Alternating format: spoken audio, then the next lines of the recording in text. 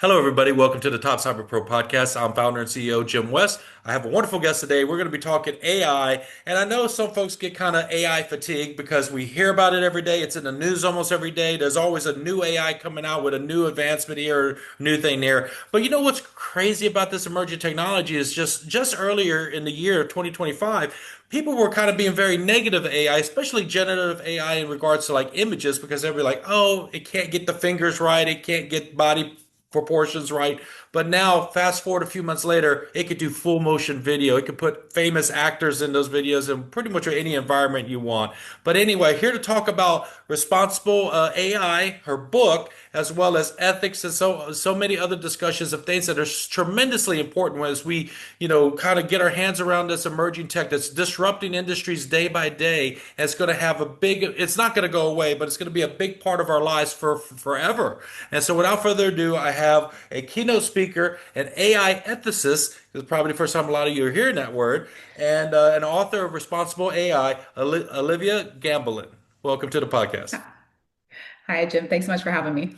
So let's dive right into it. Last year, you put out a wonderful book because not a lot of people are talking or should be talking more about the ethics. So you put out this book called Responsible AI, but that's just the first part of the title. What is the rest of the title? And give us the why behind this book. Yeah, so the full title, it's Responsible AI, Implement an Ethical Approach in Your Organization. And there are many reasons why I wrote that book, but probably one of the big ones was I was getting questions over and over again of, hey, we want to do responsible AI, we want to do ethics, but where do we start and what are we missing? Those are really the two big questions to any company or any individual trying to start their journey towards responsible practices in AI. And it's the work I've been doing for almost a decade. So I finally came to the point where I thought, well, it'd be great if I could point them towards something because these are very early stages questions for me. Usually I'm working with people once they get to the point of, well, this is what we need. Um, so I said, I'll write the book on it. I'll write the manual on how to craft these strategies. And it will be my reference point in my own work, as well Mhm. as hopefully starting to be some reference points for other folks out there too. And that's a big thing to tackle when we're talking ethics, because obviously ethics is closely aligned to morals. And, most human beings have a moral code, some more strict and loose than others, depending on behaviors and free will and choices we make along our life. But there's always been this battle of, we're all talking about regulations and laws and Mhm. obviously with technology in particular, our legal systems, I'm speaking for the US primarily, but generally Yeah. speaking, the legislation and the laws are usually a few years behind emerging tech because it's that balancing act. We want the innovation, we want the speed of the technology being developed and the research and development, but then at the same time, the laws are a little bit behind the power curve, if you will. But even with that Yeah. being said, there's always that historical struggle of what's legal and what's ethical, right? And the greatest example I've ever read was about back in Germany during World War II. It was legal for that time where they could put human beings in a room and gas them to death, but it was definitely immoral and unethical. And so we can all agree on Yeah. that. That in history, there's things that were maybe legal one time, but it doesn't mean it's ethical and moral. But now when we come to AI, there's so Mhm. many discussions around this, and I know we're not going to have enough time to discuss every aspect of it. But a lot of folks are concerned.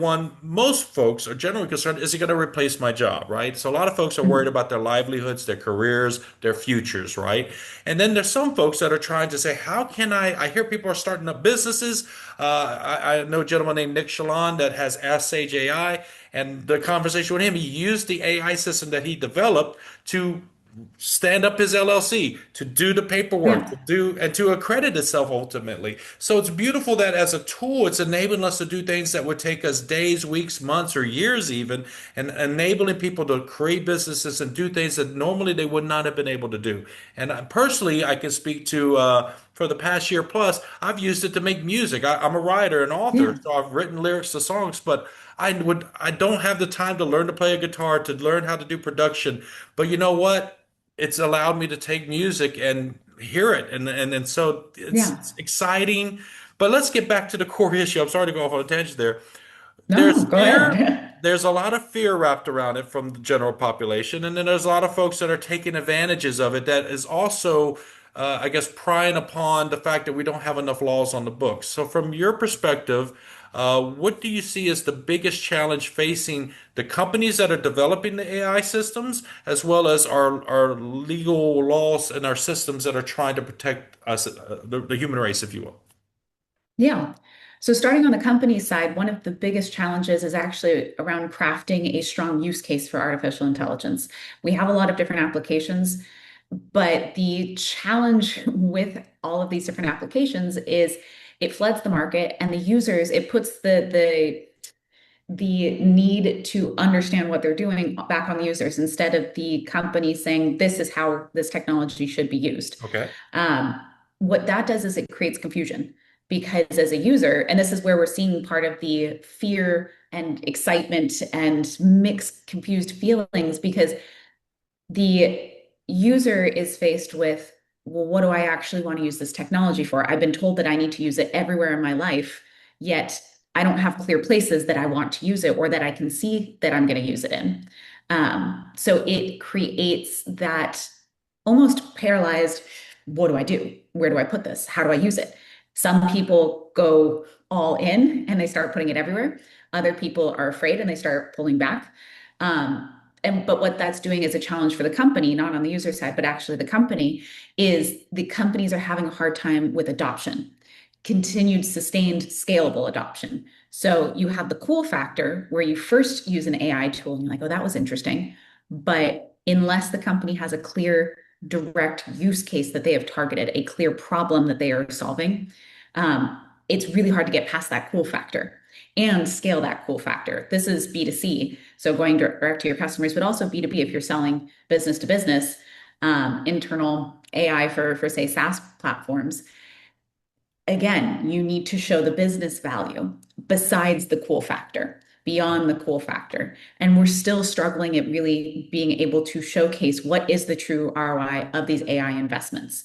I'm not saying that there aren't any. What I'm saying is it's we're relying a little bit too much on the cool factor or the fear factor. You know, if you don't do this, you're going to fall behind. Mhm. And neither of those are going to be long-term motivators to engage and adopt and scale this technology in a way that's meaningful for the people using it. So that's on the business side in terms of where I see one of the big challenges. To your point about the legal side, so an interesting point actually between the relationship of ethics and law.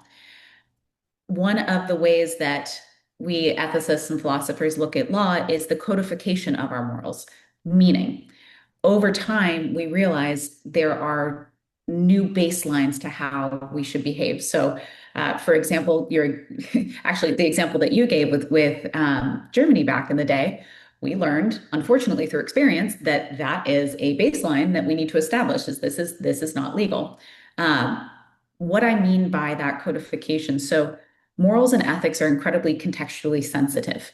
So they will not change, meaning it's not like you can just pull things out of the air and say like, oh, well, in this situation, this applies. It's the same values underneath it all, but how those values are applied change per context.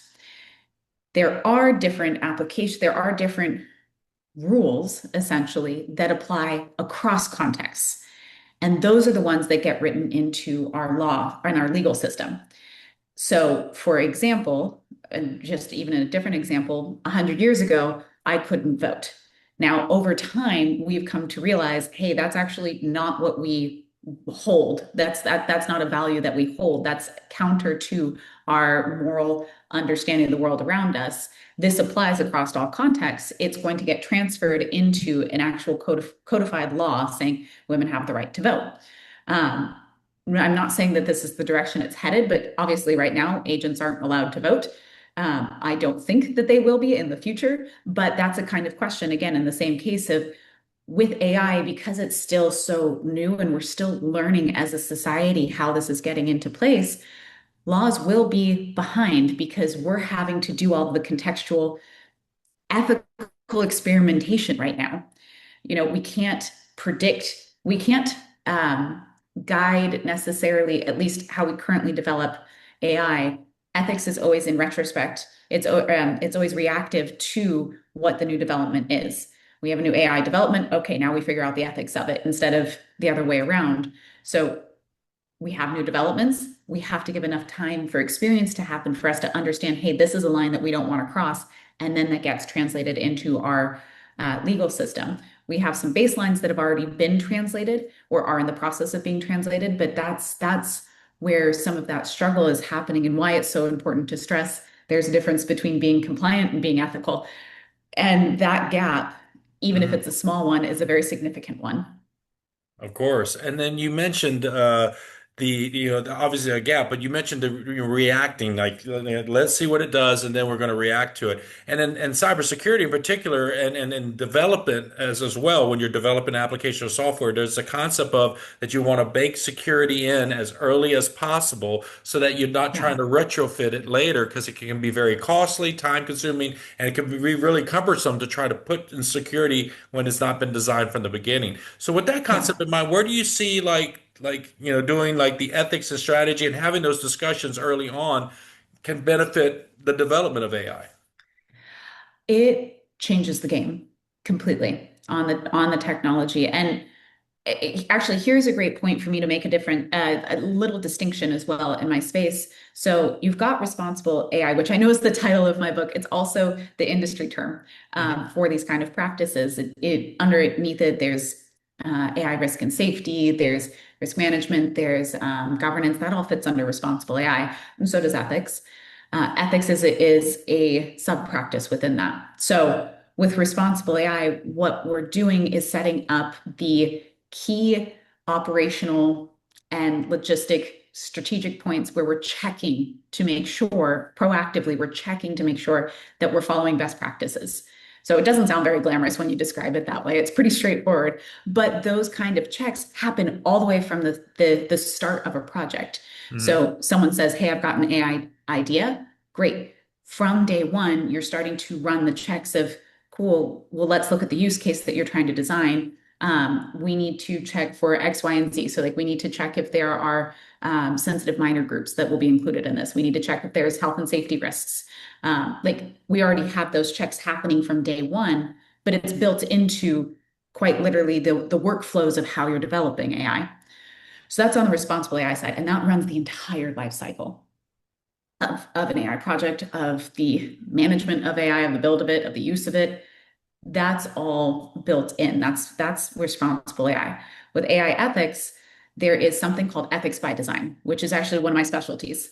And ethics by design is always happens at the start, at the very start, and it does carry throughout the life cycle of a project, but it starts in that design phase because what we're doing there is we're taking these ethical values such as trust, privacy, transparency. I mean, at this point, everyone's heard these terms, and we're designing for them. So privacy is a classic one.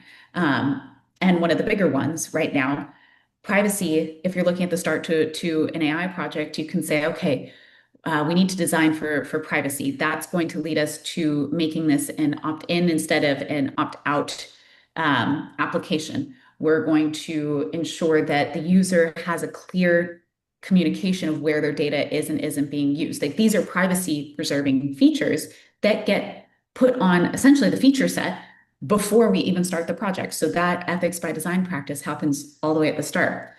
What both of these do, because I know this is important for the business, we're not just doing work to do work here.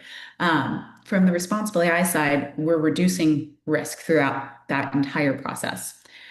AI is risky business, Hmm. point blank. It's actually, this is one of my favorite statistics to share.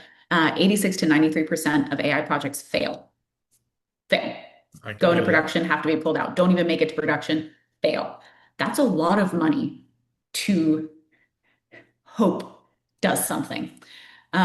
What responsible AI practices do actually reduce that failure rate by 30%. That's huge. In the Hmm. past, any reduction in that risk, we were looking at like 2 to 3%. Like, a new tool can reduce that failure risk rate by 2 to 3%. Responsible AI came around and these practices started being established, and it's 30% and growing in terms of that risk reduction. Because really what we're doing, there's so many things to consider when you're building out AI. Responsible AI is just making sure there is a time and place that you were considering these pieces that could lead to the failure of your project. Hmm. That's it. So big return there. On the ethics side, what that does is it establishes at the outcome of your project, at the outcome, your final AI feature or your final AI tool, it's in alignment with your end user's expectations. So, for example, if privacy, I'm using privacy again, if privacy is something that your users are, that is a value that they hold strong, whether that be your customers or businesses that you're selling to, if privacy is one of the utmost concerns, building in privacy from the start means you're building a longstanding loyal customer base because they're coming to you for that privacy. They're coming to you because they know and trust that you have that built in.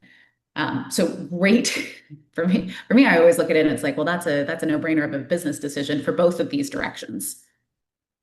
Okay. So, I mean, our privacy is a real big deal, but here's another thing that happened earlier this year regarding intellectual property and copyright. So, I just want to get your thoughts Mhm. on there was a groundbreaking case, I guess, that kind of took away a lot of rights of authors. I'm an author, you're an author. What are your thoughts, your opinions on this? Because on the one hand, we want ingestion of knowledge because, knowledge helps the world, right? And, the internet has been Yeah. one of the biggest things that help. I call it the biggest socio-economical equalizer is information, Mhm. right?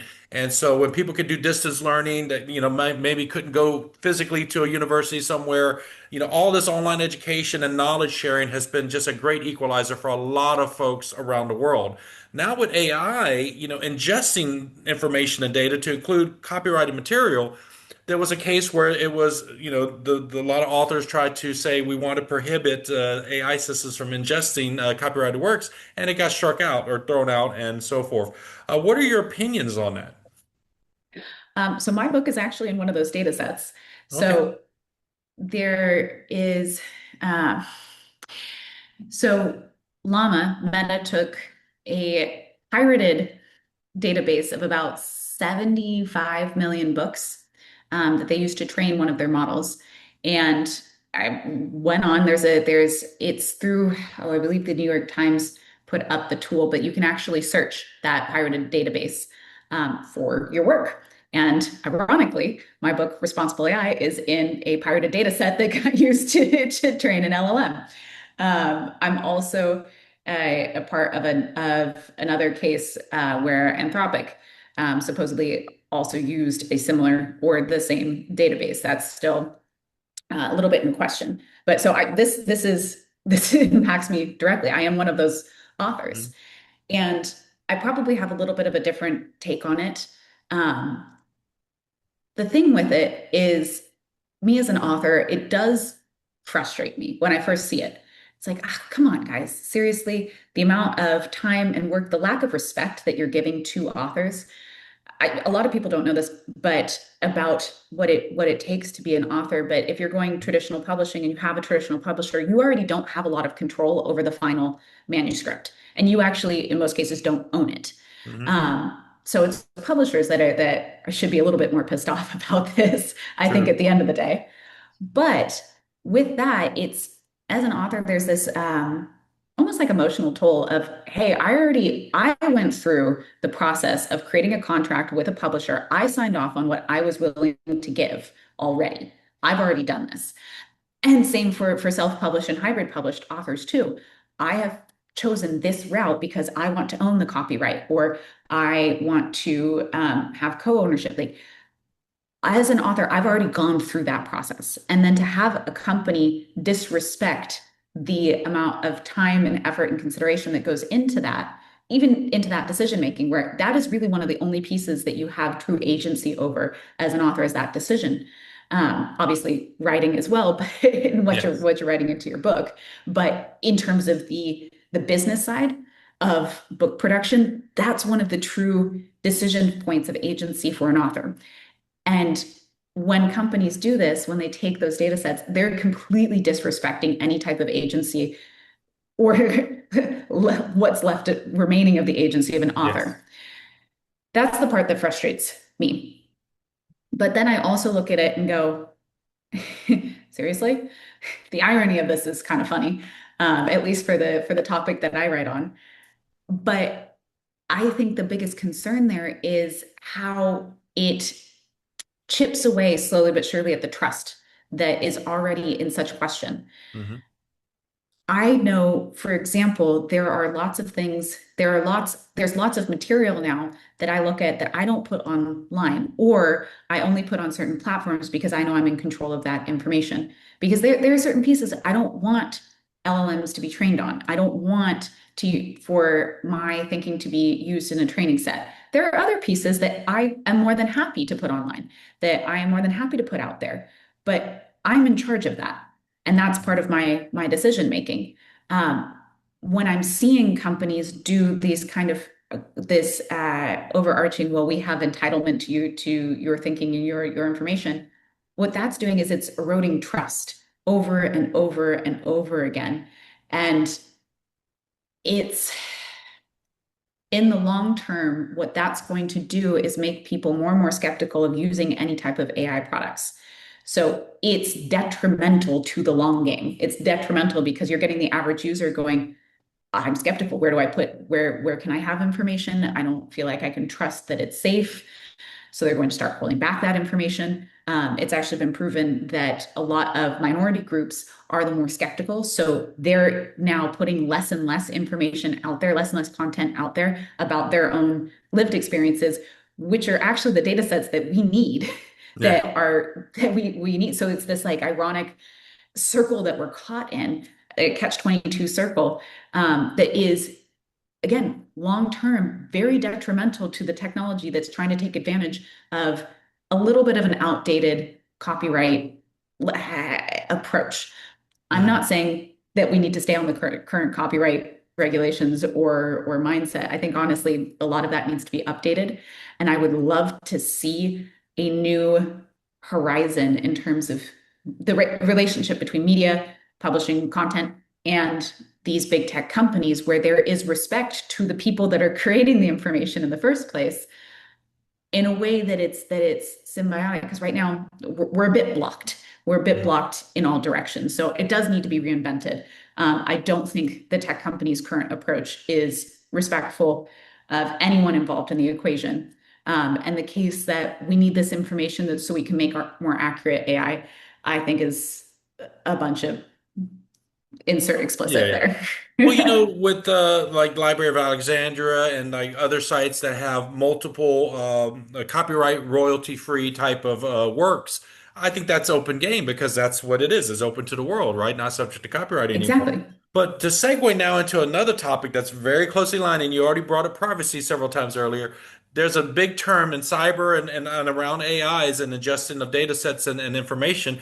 Data sovereignty has been like this big buzzword. So, can you kind Mhm. of talk to, for someone just hearing this word maybe for the first time watching, can you kind of break down what that means, both from an organizational perspective, because we're talking about information that belongs to businesses, as well as to the Yeah. individual? Yes. And data sovereignty is a tricky one. It's a very tricky one considering the web of what is the right word here? The digital web that we all live in now. Um, By signing up for like social media, we opt in when no one ever reads exactly. the EULAs or the terms and conditions. We just say, No. get me in, let me do my thing, let me use the thing for what I want to use it for. Between all the different social media platforms, we are sharing so much of our lives, and then you got Yes. the live streamers, and then you start adding all those aspects of folks where there's just, we put so much of our lives online that it comes to a point of like, well, what kind of transparency or what kind of privacy do you expect? Right? But then you Yeah. got the people on the other side of the spectrum that as soon as a video comes up of, hey, do you know what Gmail's keeping or your Google search history, clearing your cache, or hey, in ChatGPT, it was a video I saw the other day said it's, if you want to clear out your previous prompts, here's how to Yeah. do so, right? And but so there are a lot of people that do care about privacy, but I think generally speaking, the majority of the population, back even when there was like different whistleblowers like Edward Snowden when he revealed all the surveillance on American citizens, he was releasing all this information through some reporters, and largely most Americans were not that fazed by it. Obviously, a few were. There were Yeah. protests on the White House lawn and other locations, or there was protests. But largely, the American population generally was like the mantra was, "Well, I'm not doing anything illegal. What do I got to hide?" That's a whole nother discussion just on privacy because I talk to people. If you have So a door true. in your house, curtains, privacy fence, you do care about privacy. You just haven't thought it all the way through. But my question now back to data sovereignty, though, is a lot of Yes. people, when they're hearing this word, this is another case. So I mentioned the whistleblowers and the government surveillance and then social media just harvesting and selling because it's all accepted. We know that are listening, the ads are targeted. We're giving so much of our lives away. And I think what people don't understand is that we may be on the last phase, I'll use the word phase, where we have any opportunity to claim what's our digital identity moving forward. I think Yeah. we might be in that last phase. So again, to start again, data sovereignty and what does that mean from a organization business and to the individual perspective? Yes. So data sovereignty is this concept of having, really, it comes down to agency over what data is collected on you and how it's actually collected and used. So what people perceive as privacy right now is, when are you collecting information on me? When are you not? Data sovereignty, though, extends beyond that first step. It extends of, say, okay, you can collect how many times I brush my teeth in a week. Random data point there. But data, so that's data privacy. I can say yes or no. Okay, I'm in control. But what if I say yes, you can collect that information, but then I say you cannot use that and sell it to insurance companies, or like I don't want my dentist knowing how many times I forget to floss, Yeah. pieces like that. So it does extend. That's with data sovereignty. It extends beyond just that initial decision. It covers the entire data lifecycle, which I think there's a little bit of tension here where not the average person knows what that data lifecycle is. They're familiar with the first step, but not necessarily, hey, there are different ways that data is stored. There's different ways that it's shared, and there's access, and you can sell data sets. And you can control where that data is being sold, or you can control how long a company keeps that data, or how it's used to train the AI model that you are now interacting with and creating more Mhm. data off of. All of this falls under that data sovereignty, which you need to have an understanding of the complete data lifecycle in order to even begin to think, Yep. hey, what do I want? What do I not? So there, again, back to the interesting tension here, that is a lot of decisions to place on a user Yeah. and company, individual. That's a lot of background knowledge that you need to know in order to make informed decisions. So right now it's been a bit of take advantage of just that kind of decision fatigue and lack of literacy in this digital space. There's only a handful of us out there that would be able to sit down and go, exactly, this is how I want you to use my data. Hmm. I mean, honestly, I think I would run into problems even sitting there going, I don't know, I don't care. Like Yeah. there are things that don't necessarily matter. The problem is the things that don't necessarily matter and the things that do matter, they're all wrapped up into one under this data sovereignty concept. And so you can lose the important ones that people actually care or want some decision around. Around the bigger picture, though, I think we're at a point in time where it is the turning point where we need to start rethinking what it means to have this other part of our lives. Yes. Because to be honest, our online lives, it's a reflection of who we are. It's digitized information about us that is an extension now of ourselves, of our own selves. What does that look like with that kind of concept? This isn't just random data points that you're collecting of like how many red cars drive past in a day. It's like, no, you can collect a data point on how many car crashes an individual has been in and their emotional trauma again for those car crashes. Like that you can really start collecting this very deeply emotional and personal, intimate knowledge on people. And then the challenge here is it's used back on you. Now, in some cases, we want that. We want the personalization. We want the ability to have a system that works well for us There's a lot of power there. But when those systems are making decisions off of us that we don't necessarily have control over, again, we run back into that problem of um, actually here's a good example.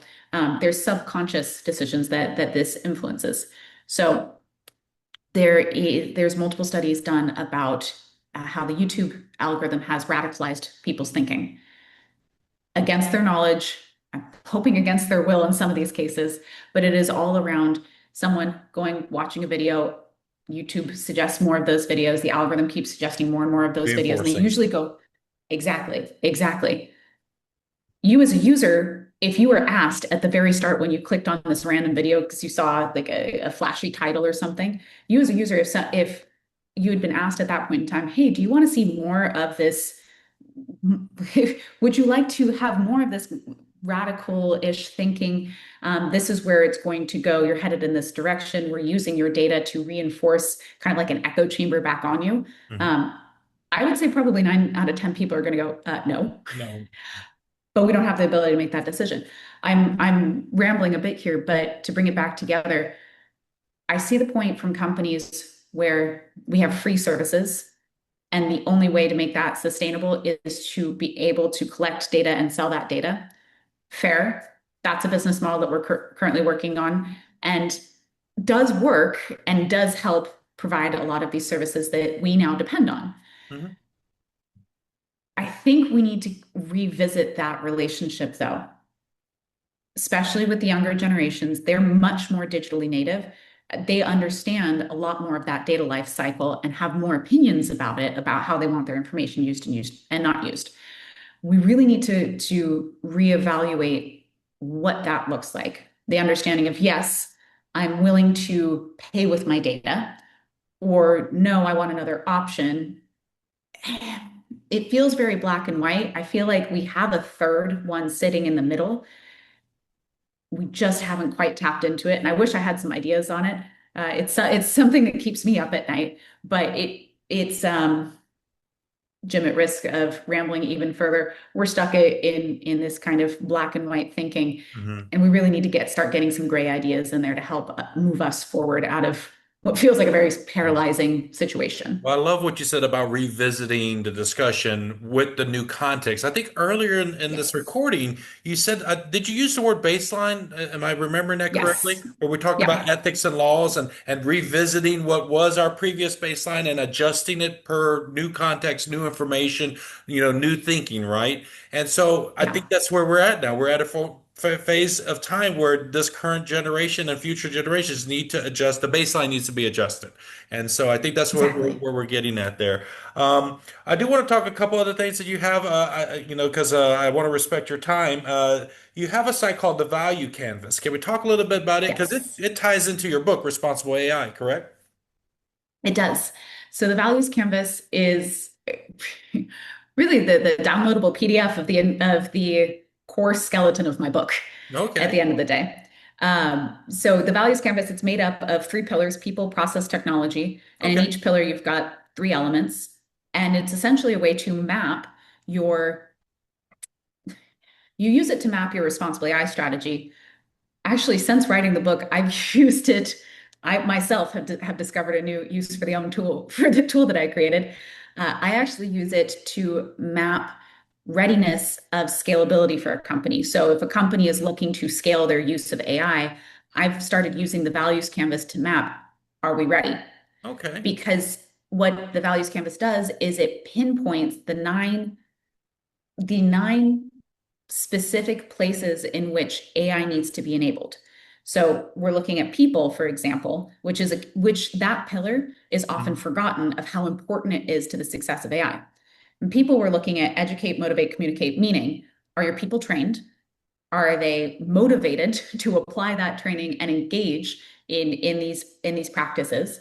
And are they talking about what they're doing? Are they communicating outside of their silos? Those three, you can use them in responsible AI. Those are responsible AI factors. You can implement specific ethics through that. So privacy, we're sticking with privacy today. No Privacy, worries. are they trained? Are they motivated to use it? Are they talking about it? Um, but it also is an indicator of whether or not your people are ready to scale AI in general. Mhm. So and that's just one pillar. We've got process and technology on top of that. But the values canvas has leading questions based off of what you would be looking at for the types of solutions you need in place And all of that to be. information is free on the website? Yes. So it's thevaluescanvas.com. You can download the PDF.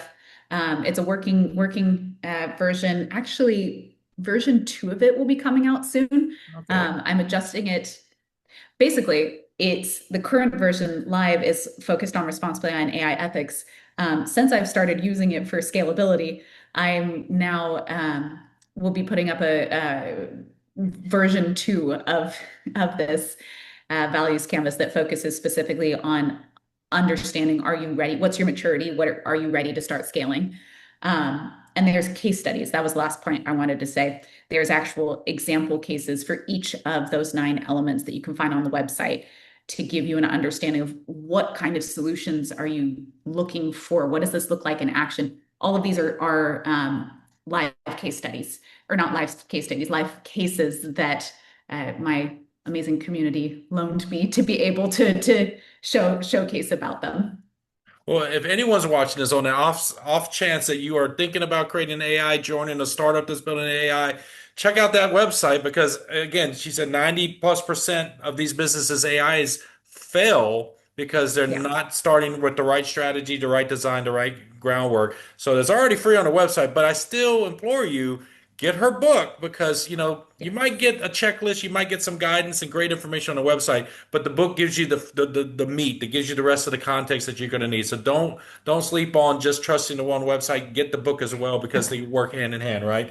There's another Exactly. group that you've started. I'm going to get the acronym and then I'll let you break it down for everyone and then what its Yes. goal and purpose is. So it's the WSFRA.ai. That's the website, but it stands Yes. for. Women Shaping the Future of Responsible AI. And this is actually a great point as well to say we are in the process of rebranding, which is why, you have to create the bridge of women Yeah. shaping the future of responsible AI. We're rebranding to She Shapes AI.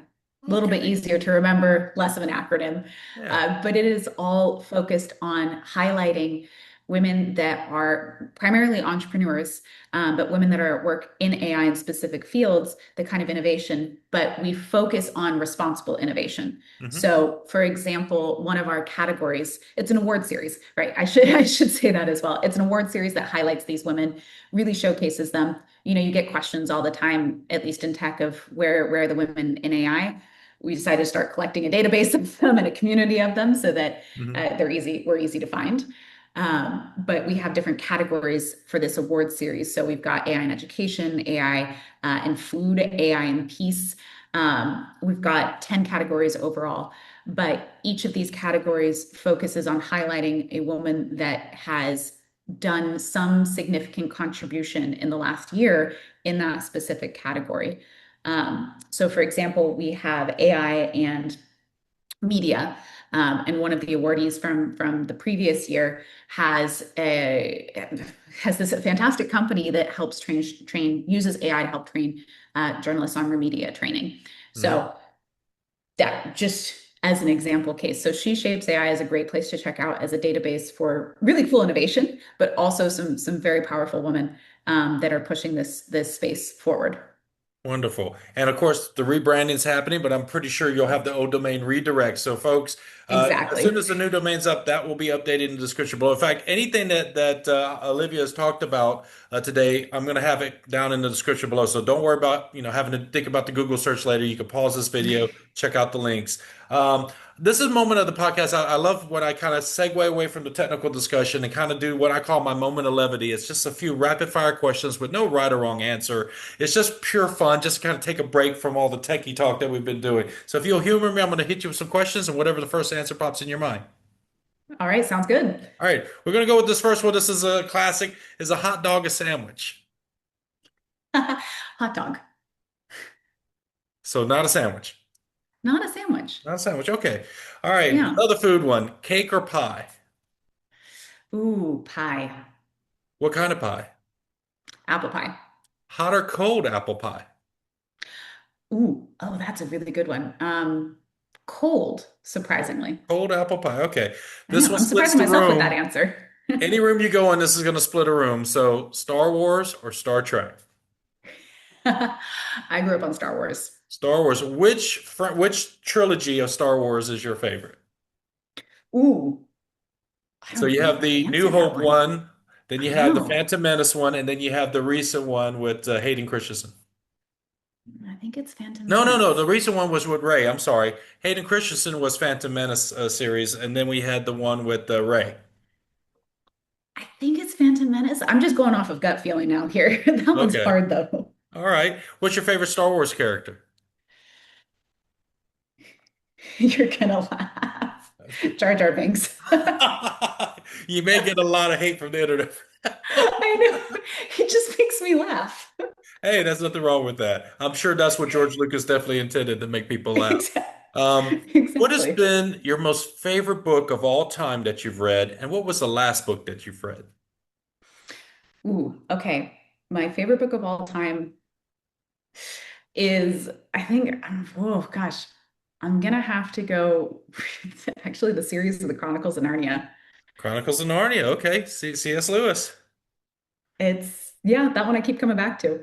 Okay, Um, and then the last one that I just finished reading is actually a book called Naked by David Sedaris. And okay, it's just very comical. Um, yeah, it's a spoof on a memoir, which is it was one of those page turners of what in the world is this book? But okay. definitely entertaining. All right. Please give me the links to that book and everything else that'll be in the description below. I actually skipped ahead a question. This is actually my favorite question for all of my guests, and this is on every podcast that I do, and it's the day one question. So let's go back. What was the Mm. day one when you decided that you wanted to just be all in on AI and to study the ethics and pushing this information out there, trying to make a difference in the world and a difference in the trajectory of this exponentially fast growing technology? What was that day one story like? I actually know specifically what day that was. Um, I have always studied ethics and morality. I actually started in physics and found my way over to philosophy, but I absolutely love ethics and morality. I didn't know what to practically do with it though. So I was after I had finished my undergrad, I was floating around working different contracts, always tech AI adjacent or specifically on AI, all around digital strategy and Mhm. communication. So I'd been in the tech space for a while, but I had this love of ethics that I wanted to return to. And I went to a conference. I was in Brussels, Belgium. I was on a contract for data privacy as a data privacy researcher. And I went to this conference, and there was a woman from Huawei on stage talking about here are the next three trends in data. And the third one that she talked about was data ethics. And it was the first time I ever heard that term. And it was that moment that I went, oh, that's my field. And I went home and I went and applied to master's degrees and started looking for contract work. I was like, that's what I do. That's what I'm going to do. So I'm very stubborn, and that was quite literally day one. I didn't even have to go back and forth. It was the immediate decision. I'm all in. Isn't it like Kismet when that moment happens? It's like the lightning bolt, the eureka, like the Archimedes eureka moment that this is it. I could Yep. see 20 moves ahead and 20 years ahead even. Yep. You mentioned that one talk was very influential to you. So speaking of influence, has it been coworkers, colleagues, managers, bosses, or just leaders in the industry or folks that have had a tremendous or positive impact on you? So the goal of this question is kind of shine a light on some names that they've been just truly, impactful to you in your journey so far. One of the first ones that immediately comes to mind is actually my aunt, Papia Gambelin. She's an MD at United. She is an amazing leader, but her leadership style is always if I make everyone else look good, that's my goal. Hmm. And I love her approach. She is all about how do I serve you, even from a leadership position. And she's had a tremendous influence over even my style of leadership that I've developed over the years. So I'd say Poppy on one side, and then I would actually say I, one of the people that I'm currently working with, Patrick Bangert, he's had a tremendous influence on my recent years of work. Um, Basically gave me an opportunity to build out this entire responsible AI strategy from ground zero, which is not normal. Typically, I'm coming in and trying to uh, fix a lot. But I actually got the opportunity to build this out from ground zero with a Fortune 100. And that's been one of the coolest experiences to be able to start to, we're definitely nowhere close to finished, but start to finish on all of these pieces that I've been building simultaneously together. So I'd say that's been a huge influence in working with Patrick. He's got a brilliant mind for building out AI teams. He's got a brilliant mind just for the amount of balance you have to strike when it comes to building out AI teams from the very start, and keeping them focused on projects that really turn business value. He's got, yeah, I'm a huge admirer of his work, and it's been absolutely lovely work. And so I'd say those two have probably been two of the biggest influences, both long term and in my most recent years. Wonderful. So let's say someone's watching this video right now and they're like, data ethics, privacy, where do I begin? And so, is there a YouTube channel, websites? Is there training that's maybe free or low cost that you would recommend for someone who says, hey, how do I get just a little bit more information to decide if this is a direction I want to go in? I got two places to point you towards. One is actually towards me, which um, that I have a newsletter. It's called In Pursuit of Good Tech. I will send you the links, don't worry. But in that newsletter, I focus a lot on AI ethics specifically. Every so often, I get some more operational responsible AI piece floating through, but it is really focusing on some of the cutting edge thinking in this space. So not necessarily the debates around nitty gritties, but more of the big picture concepts and where they're moving towards, and that long term focus intertwined with AI development. Um, it's called In Pursuit of Good Tech because it's like in pursuit of the good life, but we're in pursuit of good tech, one that works for us, and ways that we can use AI to be more human at the end of the day. It's a lot of the concepts underneath that newsletter. Within it, too, I give a lot of references and further reading towards other podcasts, articles, and research that go through my community. A lot of different, it's just an easy place to point people Good. towards at the end of the day. The other one, if you were curious about working in the responsible AI space, so whether as an ethicist, as a responsible technologist on the policy side, I'd actually say go check out All Tech is Human. They're out of New York, but they have been focused on building out the responsible AI pipeline. So the career pipeline. They've got fantastic resources. They profile a lot of the people that work in this space. I've had a couple of profiles done on me, even as an example, and it really showcases the breadth of opportunity that exists for someone that wants to work in responsible AI that has different interests. It's a great way to start to explore, hey, that sounds really cool. Let me see how that person did it. Or that company sounds really cool. Let me check out that company. It's a great place where all of that information's been consolidated. Well, excellent. Thank you for sharing that. A couple years ago, I was at a conference in Germany, and there was a couple of scientists from MITRE that are working around ethics and AI. And of course, they had a presentation about ethics and AI, and it was rather dry. I mean, not everyone at MITRE is invigorating and exciting, but afterwards, I had a discussion regarding just that topic. And one of the things that I offered as just as a, hey, it's just something to chew on, and then I'll say it for you, and let's chew on it for a minute. But I'm a big fan of philosophical razors, and obviously you have a degree in philosophy. Sorry, I'm getting a little tongue-tied there. Yes, But all good. obviously, a lot of folks are familiar with like Occam's razor. There's the Adler's, which is also known as Newton's flaming laser sword, and then there's like Grease's, Hanlon's, Hitchens, and of course of the Sagan standard. Can you maybe give your thoughts on, can we leverage some of these in some of the planning or at least the thought processes for AI when it comes to ethics? Can these marry up with ethics or are they maybe too cut and dry? It depends, which is always the answer of both a consultant and a philosopher. It always depends. But these razors actually can help kickstart a lot of very important build of conversations and protocols at the end of the day. Because what it does is it gives a reference point that we can work backwards from instead of looking at it going, ethics. What do we do with this? Yeah. Which, trust me, I've had a lot of those conversations over the years. We can start with something like Occam's razor and look at it and go, does that apply here? Yes or no, or the in between of slightly, but we need to shift it a little bit. It Okay. starts giving just round pieces. Mhm. It is actually the whole thing of these razors is to be able to shave off, hey, these are like our definitive answers. Mhm.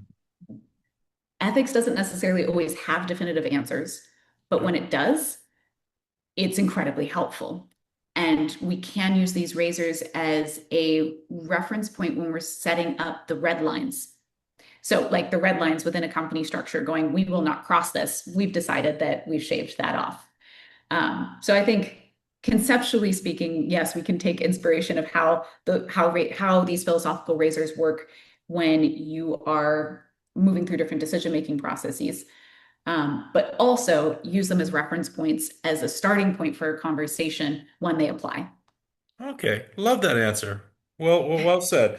Um, the one of the final questions here is a lot of you're very busy. You're a keynote speaker. Again, you're an author. You're very busy, and but a lot of our Yes. professionals, we do try to carve out time for what I call volunteer work, nonprofit charities, and organizations that are doing good in the world. Whether we give of our time, our money, or of our energy. So the goal of this question is: there such an organization, charity, nonprofit that you want to shine a light on and talk about the good that they're doing in the world? And of course, share with me their socials and their website. We'll put it in the description below. But that you are just want to shine a light on that because they're just doing good in the world.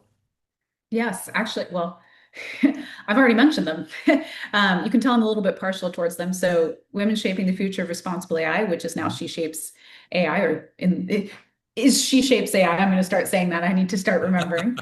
Um, is doing a fantastic job, a beautiful job of highlighting really fascinating innovation and some women that are pushing the edge of that in a very responsible way in AI.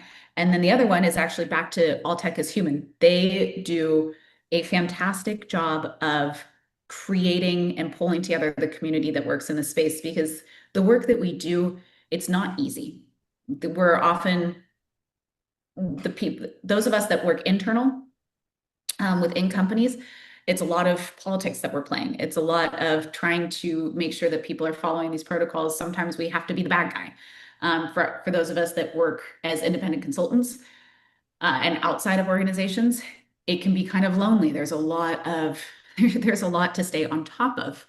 And overall, it's very easy to go into existential crisis in responsible AI very quickly. Mhm. So having a place where we know we have a community, we know that we have different people that we can rely on, or at least like a reference point that we can go and find, hey, this person's working on this new development. That is such an essential to being able to stay, let's say, mentally sane as a practitioner in this space. So I'm going to highlight back onto to She Shapes There and All Tech is Human. I think they're two great organizations that I'll just, yeah, shine on again. Wonderful. Well, you just mentioned there about the politics and organizations when you're internal and so forth, and I identify with that. For 33 plus years of my career, I've worked in primarily the DoD space, where operations and the mission is going to happen regardless of what the regulations, policies, and being like a security manager, trying to fight the good fight and saying we need to Yeah, do these standards, these steps and checklists, and all these things that we want to do to be able to do the thing securely. But sometimes at the end of the day, it's just go time and you gotta just, let it go. And you're right, it does eat at you sometimes, and I advise a yeah, lot of people that I mentor every year is that, at some point you gotta let it go and not take it personally, because at the end of the day, the system owner, the authorized official, the big boss, the board, etc., they get to make those decisions, and for better or worse, right? And we're yeah. just an advisor at the end of the day. We make recommendations, but doesn't mean we get to make the decision. Um, with that being said, we're wrapping out now, and all my guests, I give them the final word. So whether you want to talk about responsible AI, privacy, or just whatever you'd like to talk about, you can talk about a hobby you have, or what's coming up in the next year for you, or whatever you like to talk about. The final word is yours. The floor is yours. Okay. I will give a little bit of foreshadowing and then a mantra that will hopefully stick in your head. So a little bit of foreshadowing. I'm in the process of working on my next book. So keep an eye out. Subscribe to the newsletter. I'll do some announcements there. But it's all around it sits at the crosshairs of self-help and how to AI. So it's looking at what does our future look like when it comes here. So that very excited about that one.